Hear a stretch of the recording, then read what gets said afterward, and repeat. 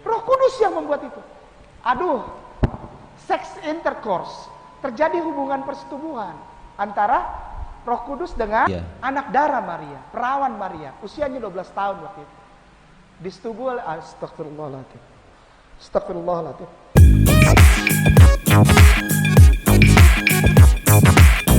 Ya, shalom. Shalom aleichem teman-teman semua, dalam nama Bapa dan Putra dan Roh Kudus. Amin. Senang berjumpa kembali di sini di channel Gua Sulung bersama saya Aderion.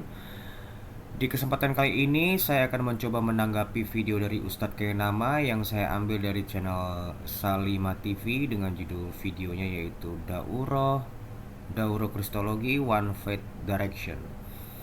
Yang ada pun nanti saya akan cantumkan link dari video tersebut di dalam deskripsi yang bisa kita cek full versionnya.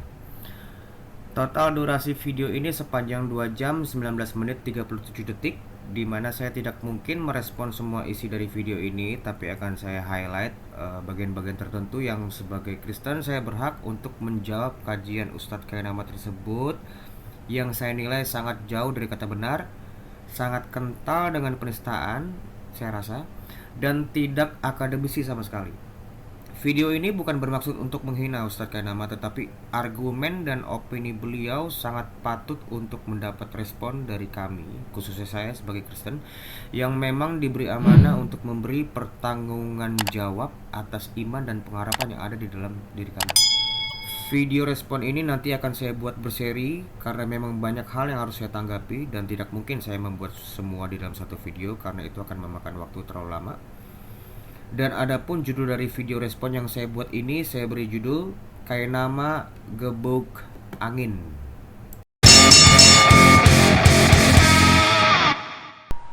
Tuh sasarannya orang Kristen. Aku percaya kepada Allah dan kepada Yesus Kristus anaknya yang tunggal, Tuhan kita. Habis sudah dipotong ayat 3. Disembelih ayat 3. Dari surat Al-Ikhlas. Disembelih itu sama ayat. Actually sebenarnya aku nggak paham apa maksud dari Kainama dengan kata disembelih. Kata dia tadi kan disembelih gitu. Karena memang video asli dari yang saya tanggapi ini terpotong lama bener gitu loh. Di tengah-tengahnya itu. Adapun yang sekarang ini adalah potongan pertama yang muncul setelah beberapa lama video itu tanpa suara. Nah, kita bisa cek langsung di original version yang mungkin linknya nanti akan saya lampirkan di di YouTube aku ya. Dari keseluruhan video terkait konteks yang sedang dibicarakan di scene barusan, dia sedang membahas pengakuan Imam Rasuli, di mana itu adalah kredo iman kami yang sudah ada di tahun 325 sebagai hasil dari Konsili Nisea. Tapi kok dia kaitkan sama Al-Ikhlas gitu loh, yang baru ada berapa abad kemudian gitu loh. Sistematis berpikir dari Ustadz ini hancur sekali gitu loh. Kenapa dikaitkan kredo iman kami dengan Al-Ikhlas? Oke, akan lebih baiknya kita coba lanjut videonya. Terus Ustadz, mohon maaf. Yang ketiga, ya, yang dikandung daripada Roh Kudus. Maaf, aduh, astagfirullah. Ini udah bukan distorsi lagi Ustadz. Ini penghinaan kepada Islam. Penghinaan kepada Islam. Kenapa? Yang dikandung daripada Roh Kudus. Maaf, 1000 maaf. Menurut Islam, Roh Kudus itu siapa? Jibril alaihissalam. Yang dikandung oleh Roh Kudus. Roh Kudus membuat seorang perempuan mengandung. Bukan karena kun fayakun. Sedangkan Al-Quran menyatakan Isa ibnu Maryam, Yeshua HaMashiach, Yesus Kristus itu jadi karena Allah bilang kun fayakun. Dia bilang apa? Roh Kudus yang membuat itu. Aduh, sex intercourse, terjadi hubungan persetubuhan antara Roh Kudus dengan, terusin Ustaz. Lahir dari anak darah Maria. Anak darah Maria, perawan Maria, usianya 12 tahun waktu itu. Disetubuh oleh astagfirullahaladzim. Astagfirullahaladzim. Ada ituan dari Roh Kudus. Hamil dia, lahir anaknya. Yang namanya Yesus Kristus yang adalah Tuhan. Penghinaan kepada Islam, how come? Bagaimana Kainama ini sebut ini penghinaan kepada Islam? Sebenarnya ini bentuk provokasi kepada umat untuk membenci umat lain loh. Ini masalah serius sebenarnya, karena beliau menyebut ini di forum resmi di mana beliau diundang sebagai pembicara. tentu kapasitas Kainama di mata umat yang hadir saat itu harus dianggap berkompeten dan benar, atau minimal mendekati kebenaran. Tapi ini enggak. Ini bukan kebenaran, tapi kebetulan. Kebetulan diundang, bukan kebenaran jelas. Di sini Kainama menafsirkan kalimat yang terdapat dalam pengakuan iman rasuli, yaitu kalimat yang dikandung oleh Roh Kudus diartikan sebagai Maria disetubui oleh Roh Kudus. Ironisnya bahkan kekristenan disebut menghina Islam. Kamu bercanda Kainama? Poin pertama, tidak satu Kristen pun, bahkan dari golongan bidat, perhatikan nih, dari golongan bidat sekalipun yang beriman tidak pernah beriman bahwa Roh Kudus menyetubui Maria. Kamu itu menafsirkan sembarangan kredo iman kami, dan kamu juga yang sebut kami menghina Islam. Apa ini yang kamu sebut akademisi? Alkitabiah. Ini bukan Alkitabiah atau akademisi. Ini kainamiah. Ini berdasarkan pemikiran Kainama itu sendiri. Kredo iman kami khususnya dalam frase mengandung dari Roh Kudus itu terdapat dalam kitab Injil Matius. Matius 1 ayat 18. Bisa kita lihat di situ. Perhatikan, pada waktu Maria bertunangan, lihat ayat 18 ya. Pada waktu Maria bertunangan dengan Yusuf, nih kata bertunangan di sini pemahamannya berbeda dengan pertunangan di era zaman sekarang loh. Itu berbeda. Perkawinan dalam Yahudi memiliki beberapa fase, dan jika seorang Yahudi disebut bertunangan, tetap statusnya adalah suami istri. Tentu kajian ini bukan menjadi konsentrasi dalam video ini. Oke, kita lanjut lagi di ayat 18 ya, kita baca lagi. Di situ disebut Maria bertunangan dengan Yusuf. Dan di ayat 20-nya, malaikat yang saat itu menghampiri Maria dan berkata, Yusuf anak Daud, janganlah engkau takut mengambil Maria sebagai istrimu, sebab anak di dalam kandungannya dalam itu dari Roh Kudus. Perhatikan, ia akan melahirkan anak laki-laki, itu disebutnya. Kata akan di dalam bahasa Asia disebut teksetai, yang artinya she will bear.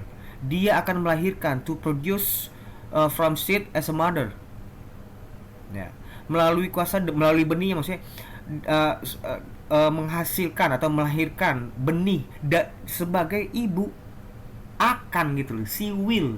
Pada saat itu sudah melahirkan belum? Belum. Jelas belum di situ. Melalui kuasa Roh Kudus. Melalui kuasa Roh Kudus lah Maria melahirkan Yesus. Bukan berarti dipenetrasiin. Jelas kamu itu menyalahpahami kitab kami. Tapi it's okay. Mungkin karena memang ketidaktahuan kamu ya. Saya tidak menganggap ini sebagai penghinaan, walaupun itu benar-benar sebagai murni penistaan, karena kamu sudah menafsirkan menurut pikiran kamu, otak kamu itu masuk dalam kitab saya, dan itu kamu anggap itulah kebenaran. Nah ini masuk sebenarnya, tapi saya nggak mempermasalahkan itu. Oke, kita lanjut. Poin nomor 2, kamu sebut di dalam Islam Roh Kudus adalah malaikat Jibril. It's fine, saya hargai iman kamu. Tapi di dalam iman kami, Roh Kudus tidak pernah disebut as an angel. As an angel, dia nggak pernah disebut sebagai malaikat. Roh Kudus nol, tidak pernah disebut adalah malaikat. Mau itu Ruach HaKodes, mau itu Ruach Elohim, itu tidak pernah disebut namanya malaikat. Bahkan di kalangan Yahudi pun tidak pernah Ruach El itu atau Ruach HaKodes sebagai malaikat. Roh Kudus itu di dalam kekristenan adalah Roh Allah. Roh Allah itu sendiri yang memberi kehidupan. Lihat Ayub, kita baca Ayub 33 ayat 4. Di situ perhatikan, Roh Allah telah membuat aku hidup. Di situ. Apa bisa malaikat membuat manusia? Membuat manusia menjadi hidup? Nol. Itulah napasnya Allah. Tentu napasnya Allah dengan napas kamu berbeda gitu, karena tidak ada yang serupa dengan dia kan, serupa dengan Allah. Oleh Roh Allah inilah manusia diberi kehidupan. Jadi bukan malaikat, jelas. Malaikat itu nggak bisa membuat kehidupan. Jelas imanmu berbeda sama sekali dengan ajaran samawi. Iman Islam itu nggak ada hubungan sebenarnya sama ke iman samawi. Ini bagaimana? Udah bukan 3 ayat itu dipotong, Ustaz. Gimana ini? Ini gimana ini? Habis diacak-acak itu surat Al-Ikhlas.